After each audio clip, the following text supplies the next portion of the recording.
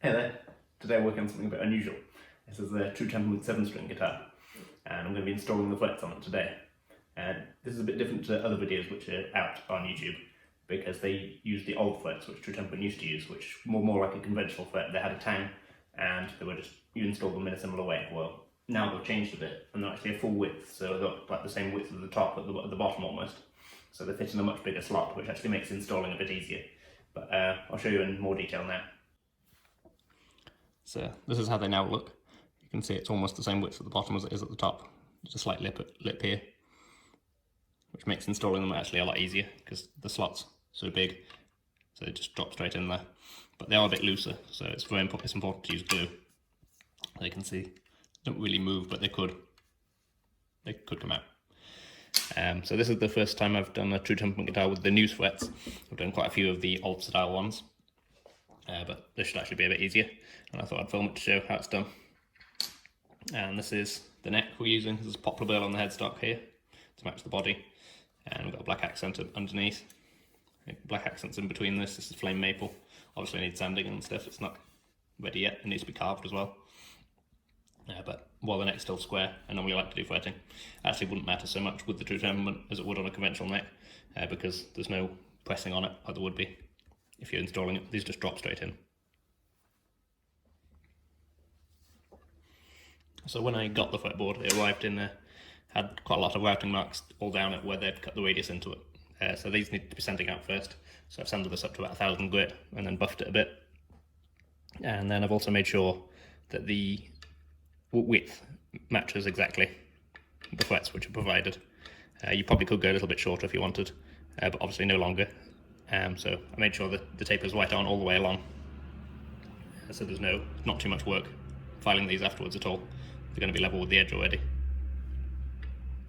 So it's just a case of making sure there's nothing in the slot first, so you can brush it out. I already have done, but make sure there's nothing got in there since. And then we'll fill it full of glue.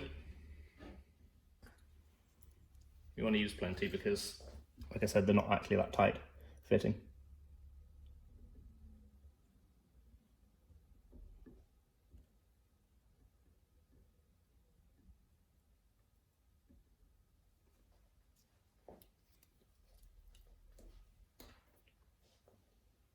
And then in it goes.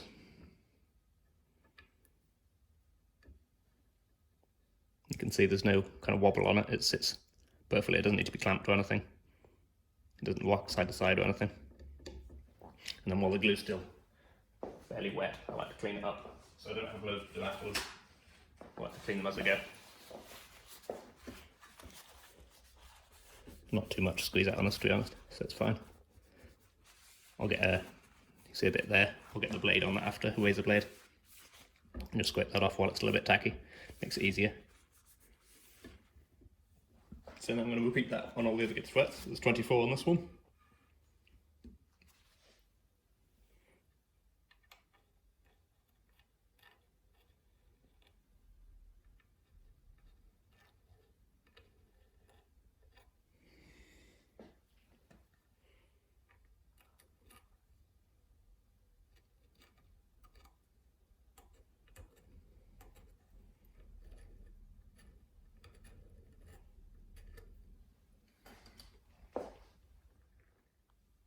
So you should be able to see there's no gaps at all under these. They sit down nice and flush with the fretboard. So you have to be careful when you do sand the fretboard. When I was sanding out the marks, to make sure you keep it even, because these are actually bent to the radius, the matching radius. So if you end up sanding too much on one side, you won't have an even radius and they won't sit properly. But these are all sitting fine, no gaps.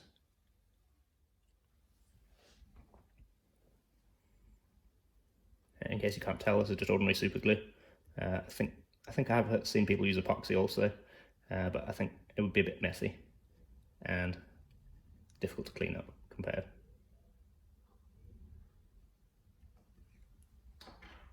And obviously you're on a time limit with epoxy before it sets, for the whole lot. Whereas this is just, you're on a short time limit for each fret and then you can get it in there nice and quickly.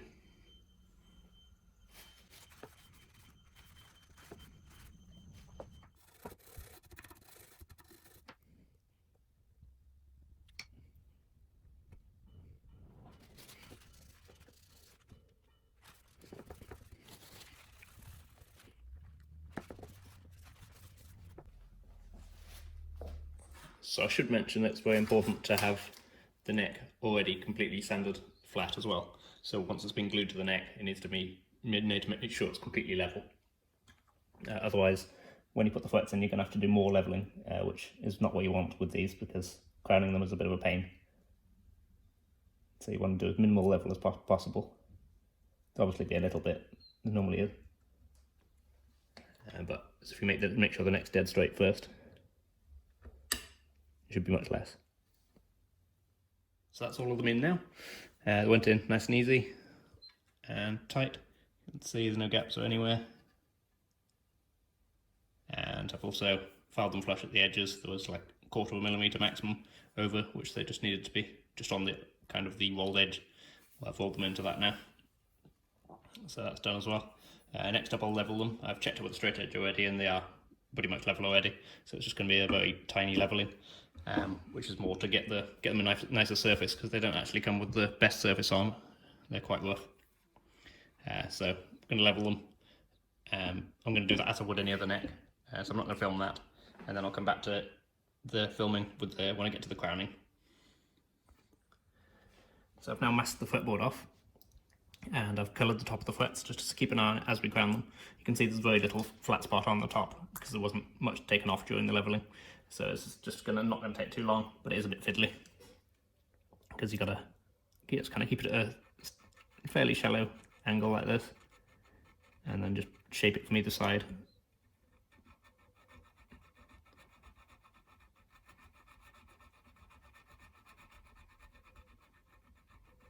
So this is just a diamond needle file. So it cuts quite well on the stainless. So I want to get to the sort of halfway point. I'll leave the tiniest little line on there. But it's quite a fine file, so it takes a little while. But I'd rather be it that way than spend ages sanding out scratches afterwards.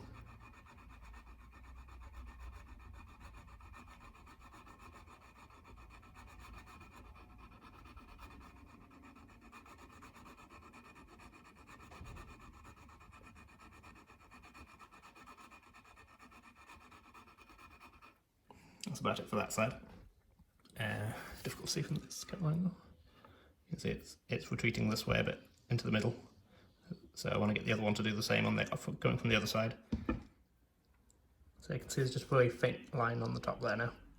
So now I'm going to follow up with 600 paper to polish it up a bit. So there it is, polished up now to 600. I'll go to 1000 and then polish it, buff it as well.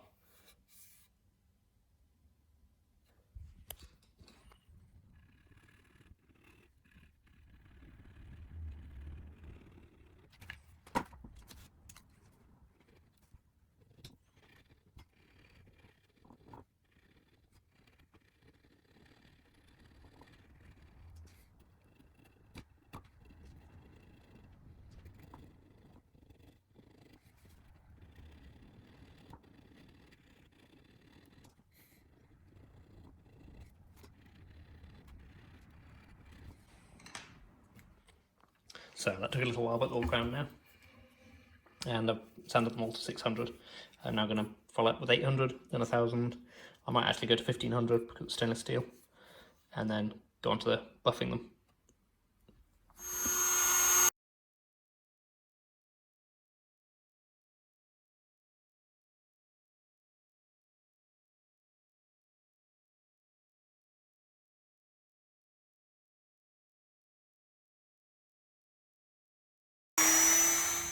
So then I was just using a Dremel and a polishing wheel with a fairly heavy cut compound.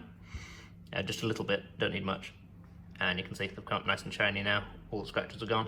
You can see they're round again as well, so they've got the crowns back on.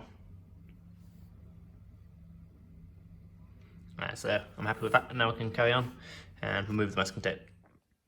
So there we go, that's the masking tape come off now. And you'll notice I've also drilled the tuners in this headstock. I hadn't drilled them before because these burrs were still being filled. I was filling these with epoxy, so I didn't want to fill the tuner holes at the same time. But I've done that now, so I was able to drill them. And I've also carved the neck on the back as well now as well. This is only sanded to 80 grit, so the figure's going to come out a lot more in the flame maple. But it's getting there now. That's it for this one. Thank you very much for watching. If you'd like to see similar content like this, please subscribe, and thanks again.